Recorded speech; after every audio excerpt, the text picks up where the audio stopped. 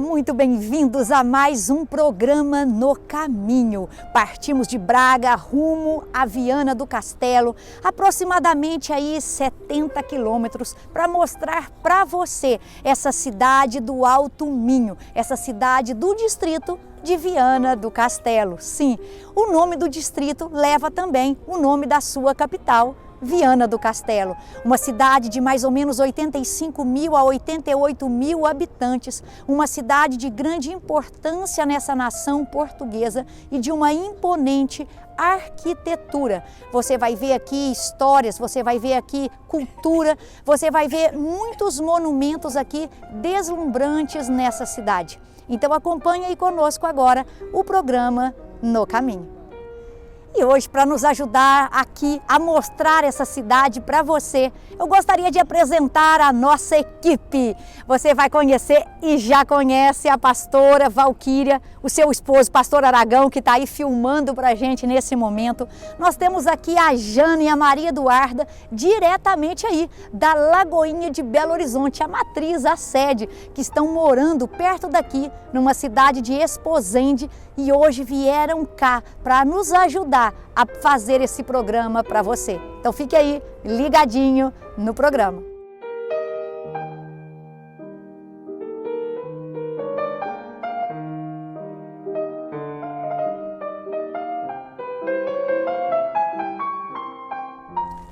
Estamos na área portuária, uma área de grande influência comercial no país. Ele é o terceiro mais influente em cargas. E essa importância dele vem desde a Idade Média, época dos descobrimentos portugueses.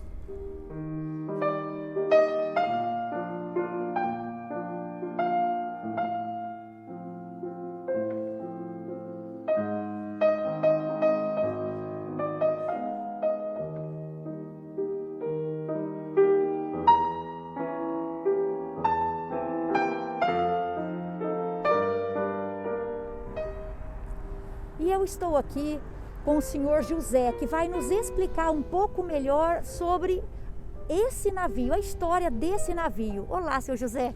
Bom dia, como está? Bom dia, muito obrigada por nos explicar, por nos ajudar neste programa. Aquilo que souber é com todo o gosto. O senhor poderia nos falar um pouquinho mais sobre esse navio? É um navio hospital, não é? Sim, primeiro dizer que este navio foi construído aqui nos estaleiros navais de Viana do Castelo, que é uma indústria forte que existe há cerca de 60 e tal anos, e este navio foi construído aqui na cidade de Viana do Castelo. E foi construído para servir de apoio logístico à frota bacalhoeira portuguesa, que pescava nos mares da Groenlândia e da Terra Nova, perto do Canadá. E então isto era um navio que dava apoio logístico, transportando aquilo que os pescadores precisavam para a sua alimentação, para o seu apoio, mas também e basicamente apoio hospitalar. Pronto. Tinha um enfermeiro e um médico a bordo, e sempre que os pescadores precisavam de apoio sanitário médico, pois recorriam a este navio, aos Gilianos. Basicamente era essa a missão do navio Gilianos. José, eu li na história que hoje ele é um espaço museológico, não é isso? Exatamente. Este navio, portanto, com a entrada de Portugal na CE, atualmente na Comunidade Europeia, a frota bacalhoeira portuguesa foi perdendo importância. Neste momento ainda há alguns navios que pescam bacalhau, mas menos. E então este navio foi vendido para a sucata e foi comprado por um sucateiro e estava em Lisboa pronto para ser desmantelado. Entretanto, a comunidade vianense aqui de Viana do Castelo, portanto, comprou o navio na altura por 50 mil contos e trouxe-o aqui para a cidade, recuperou com a ajuda de trabalhadores dos próprios estaleiros navais de Viana do Castelo e converteu num museu, num navio museu que pode ser visitado pelo público e onde essas pessoas podem ver, digamos, toda a história do navio da pesca do bacalhau, portanto, que é um museu bastante interessante e que as pessoas podem visitar e desta maneira, digamos, mantém aqui Viana algum interesse histórico com este navio. Muito obrigada, Sr. José, por essa explicação, Nada, esse esclarecimento. Com todo o gosto. E você, vindo a Viana, pode vir aqui, visitar esse navio e conhecer de pertinho toda essa história que o Sr. José nos contou.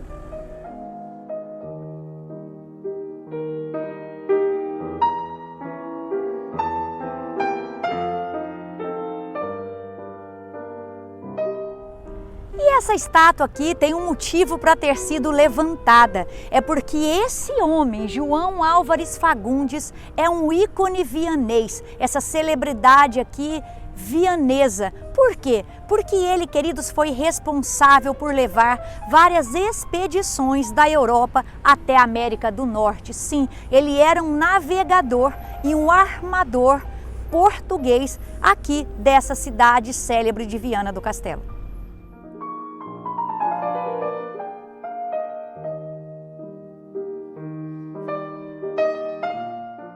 Essa é a Ponte Eiffel, ponte rodoferroviário.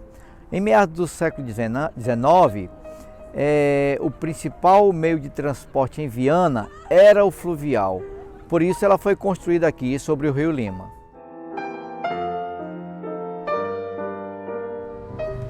Como falamos no início do programa, essa cidade se destaca por uma imponente arquitetura.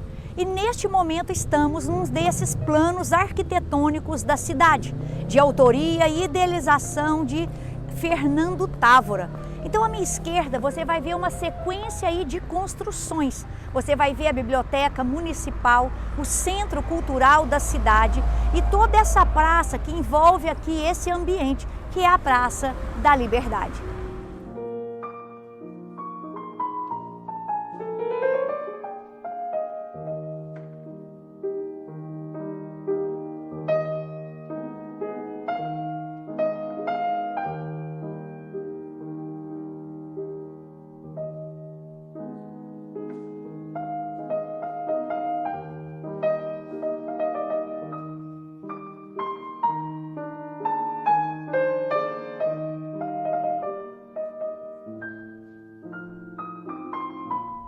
E esse é o monumento 25 de abril, inaugurado em 1999, na noite do dia 24 para o dia 25.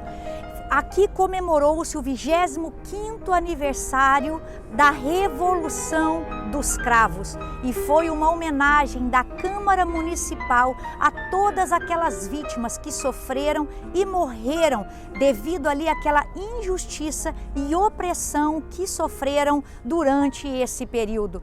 E ali, queridos, aqueles cidadãos, eles romperam com toda aquela opressão, declarando e abrindo as portas para a liberdade. E não tem um lugar mais significativo para que esse monumento pudesse ter sido construído justamente na Praça da Liberdade. Estamos aqui no coração da cidade, numa das avenidas mais significativas para a história desse povo. É a Avenida dos Combatentes da Grande Guerra. Então aqui você acha grandes monumentos arquitetônicos, como você viu o tribunal, como está aqui a escola da avenida, está aqui também à minha esquerda a delegação da Cruz Vermelha. Lá ao fundo você encontra a estação de comboios e mais ao alto a catedral ou a igreja do Coração de Jesus. E essa é a Escola da Avenida ou a Escola Alfredo Magalhães. Este homem ordenou que a escola fosse construída porque ele foi o primeiro-ministro da Educação durante a Primeira República Portuguesa.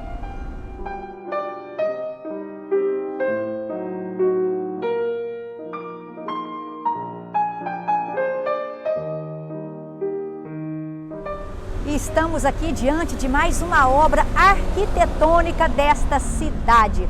Atrás de mim você verá o Tribunal Judicial da Comarca de Viana do Castelo. Ele conta com 2 juízes de instância central e 16 juízes de instância local. E ele abrange, queridos, assim, a sua competência abrange mais ou menos 250 mil habitantes e uma área de 2.255 quilômetros.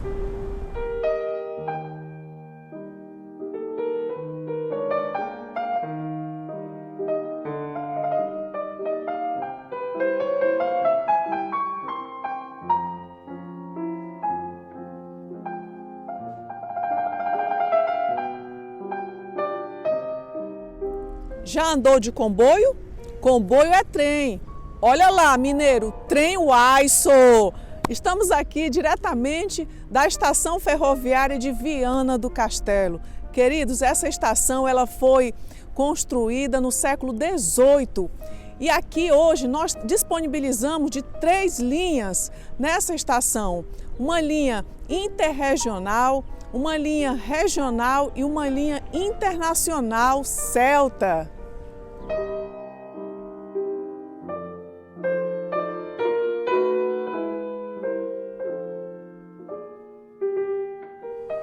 Ah, queridos, e agora chegou a hora mais gostosa do programa.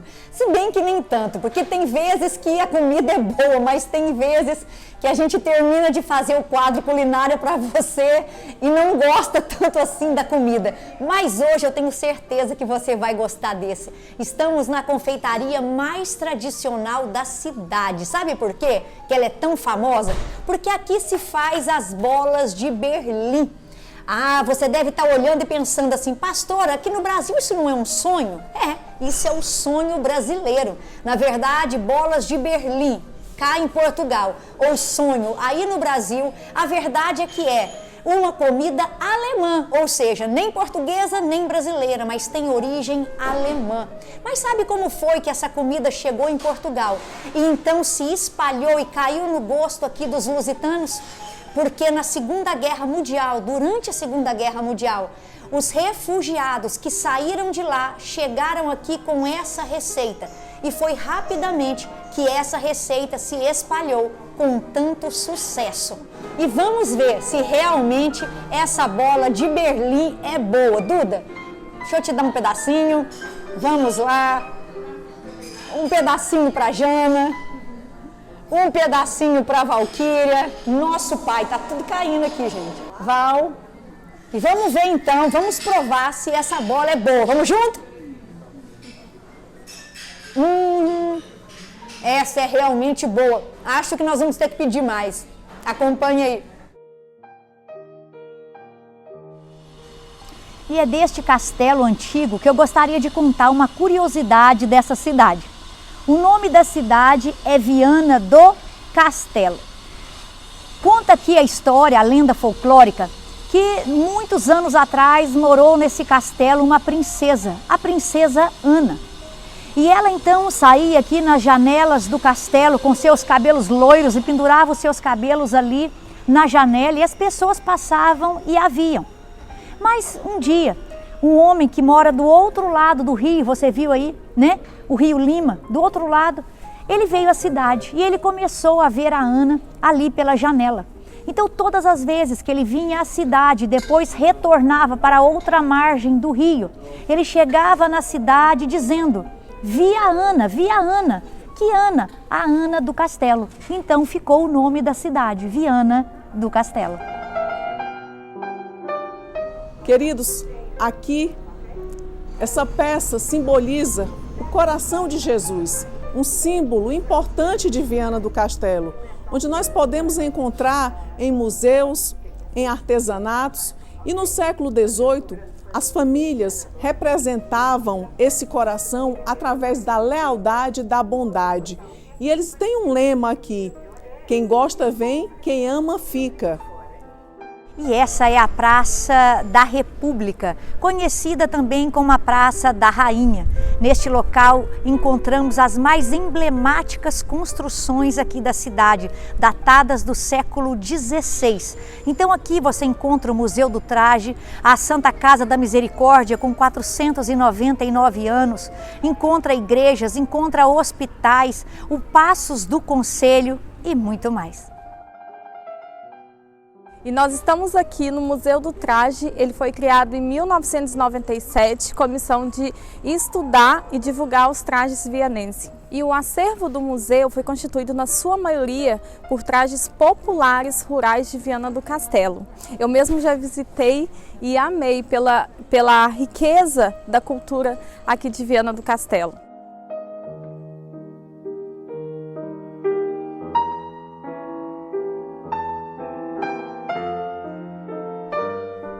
Queridos, e que alegria, é sempre muita alegria poder encontrar filhos de Deus, essa família de Deus que nós formamos uma só ao redor do mundo. Olha quem eu encontrei em terras lusitanas, o pastor Paulo e sua esposa Jana. Tenho certeza que você, da Lagoinha Matriz, que nos assiste nesse momento, vai se recordar desse casal. Não é, pastor? Quero cumprimentar os irmãos aí da Igreja Matriz com a paz do Senhor, dizer que eu, com grande alegria que eu encontro a pastora aqui hoje, não é? Dizer que nós fazemos parte do corpo de Cristo, mandar um abraço para todos vocês, principalmente o pessoal aí do Ministério Recomeço, o pastor Guilherme, o pastor Marco Túlio, a pastora Juliana e todos os componentes do ministério. Que Deus continue abençoando e que esse ano, que é o ano do recomeço e que leva o nome do Ministério Recomeço, que muitos de nossos irmãos possam descer as águas e que o ministério continue a romper em graça, em sabedoria e em santidade. E que Deus abençoe vocês em nome de Jesus. Amém. Jana, é um prazer, viu, te conhecer. Muito obrigada por estar aqui conosco, fazer parte dessa família, né? Eu queria te perguntar uma coisa, como é que está sendo essa experiência para você aqui em Portugal? Bom, hoje eu posso dizer que está sendo ótimo. Realmente tem sido um tempo de recomeço para a gente aqui em Portugal.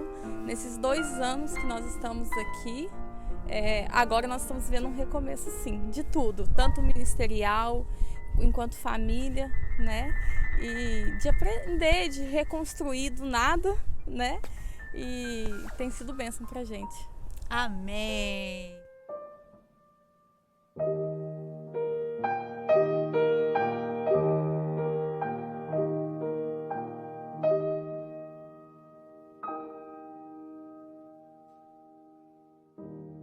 Olá, agora estamos aqui na pousada Viana do Castelo, localizada no Monte Santa Luzia. Ela foi construída em 1903 por Domingues José Moraes, um português que fez fortuna no Brasil e mandou construir esse hotel para ele e para a cidade.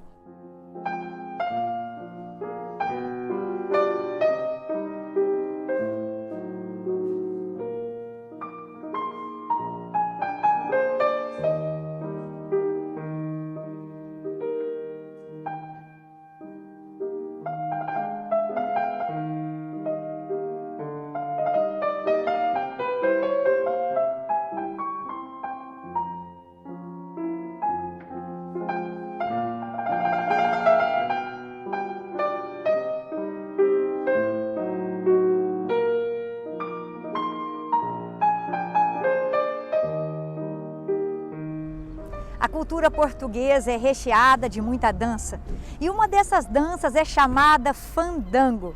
E na alegria e na arte expressada através dessa dança que nós gostaríamos de despedir de você. Os turistas, quando vêm cá, principalmente no verão, porque essa cidade aqui no verão, queridos, fica assim pipocando, eles visitam esses monumentos históricos, eles veem a arquitetura, eles veem aqui a cultura, experimentam de todas as riquezas desta terra e dizem alegremente: hei de voltar a Viana. Então fica aí o convite para você que nos acompanhou nesse programa, hei de voltar a Viana. E eu e você sabemos que existe algo parecido na nossa Bíblia, existe alguém que disse para nós que estará voltando. E quem é, queridos, que está voltando para buscar a sua noiva? Jesus Cristo, o nosso Senhor e Salvador.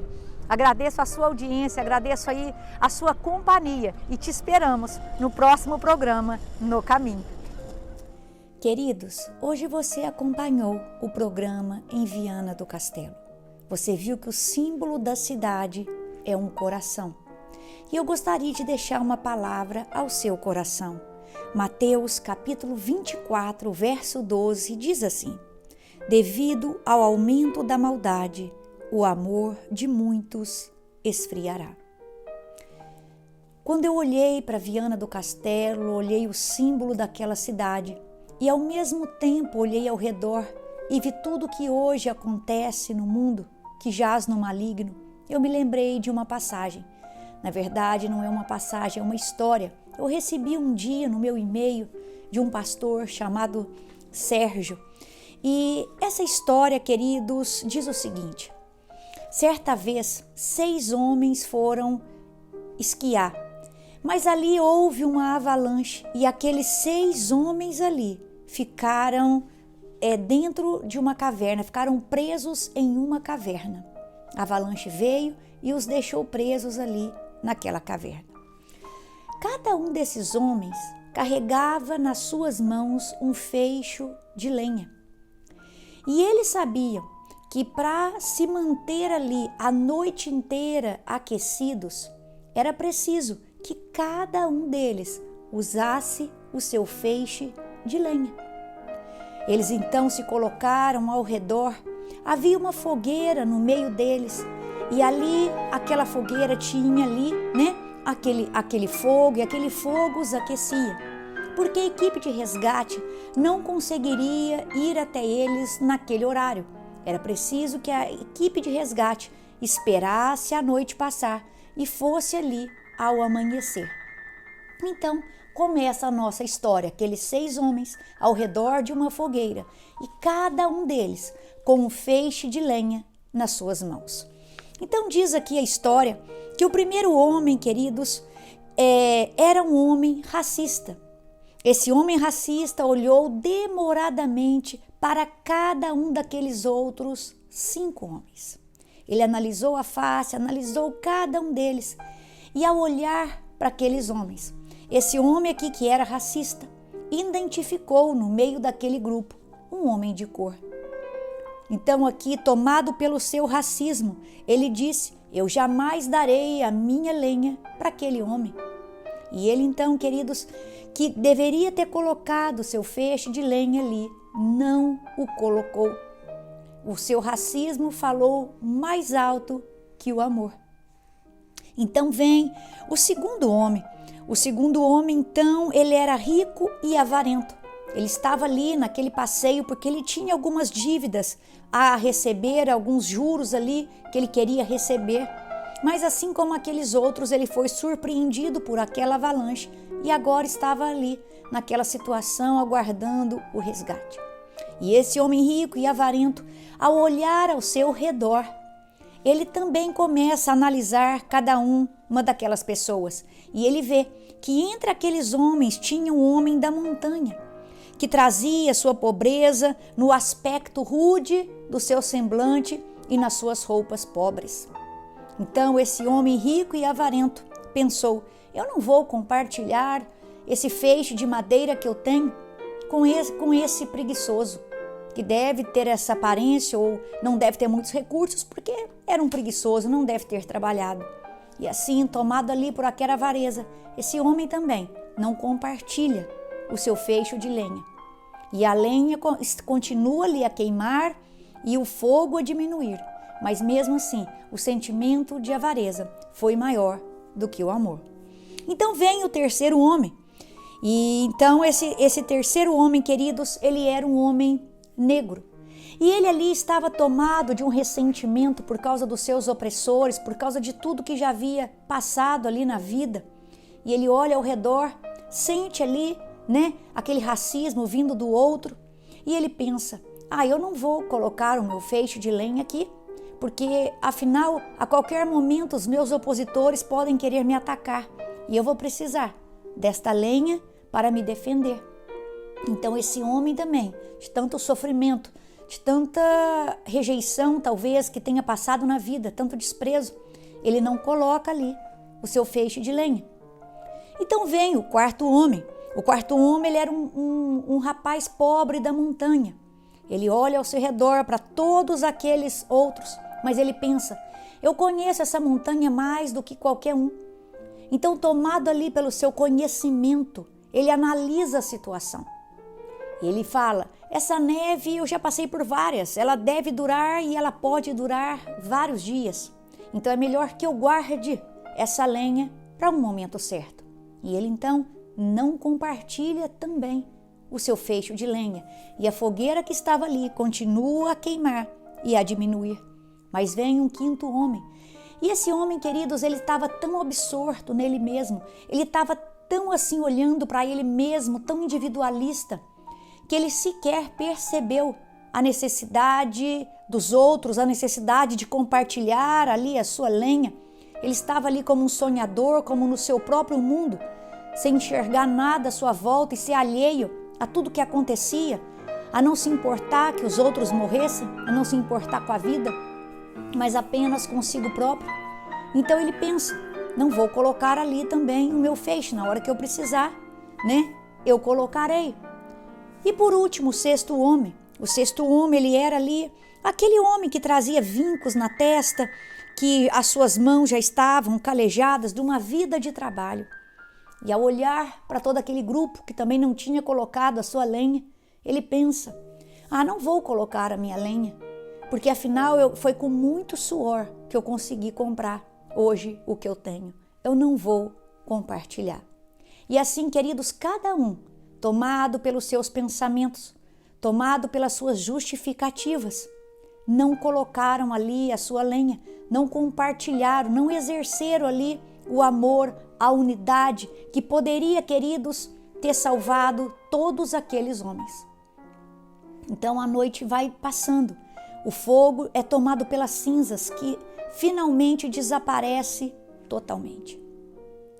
E na manhã, quando a equipe de resgate chega, encontra aquela cena terrível. Uma cena assim, não apenas triste porque havia perdido vidas, mas uma cena triste por ver a realidade daquela situação e daquelas mortes. Então ele acha ali, o comandante daquele resgate encontra 6 cadáveres. E o pior, 6 cadáveres, cada um segurando um feixe de lenha. Então aquele comandante, ao olhar aquela cena, ele simplesmente exclama, olha, não foi a neve que matou esses 6 homens, não foi o frio lá de fora que matou esses 6 homens, mas sim o frio que veio de dentro. Queridos, ao vermos a maldade se multiplicando, queridos, ao ver o nosso sofrimento, que nós não possamos, que nós não olhemos, né, para essas feridas, para aquilo que a vida nos fez, para aquilo que as pessoas nos fizeram. Não vamos mais olhar, queridos, individualmente, vamos pensar numa totalidade, vamos pensar em unidade. Se cada um daqueles homens tivesse compartilhado o seu feixe de lenha, todos teriam sido salvos. Mas porque, queridos, o individualismo falou mais alto, naquele momento, os 6 homens estavam mortos. Que eu e você possamos sempre, independente de qualquer circunstância, amar o próximo, amar os nossos inimigos e principalmente amar a Deus, porque Deus é amor. Que esse amor fique sempre no nosso coração e que o nosso coração jamais se esfrie com aquilo que sofremos, com aquilo que passamos ou que possamos ver ao nosso redor. Pratique o amor, porque o Deus que eu e você servimos é amor. Deus te abençoe.